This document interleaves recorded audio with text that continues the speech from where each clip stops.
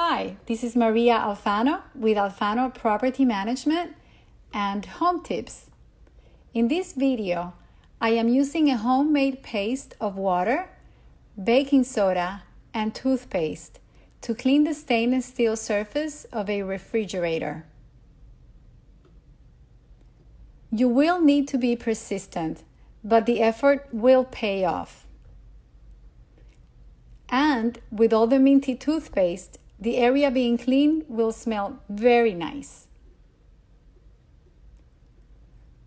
Rub the mixed paste in the direction of the grain.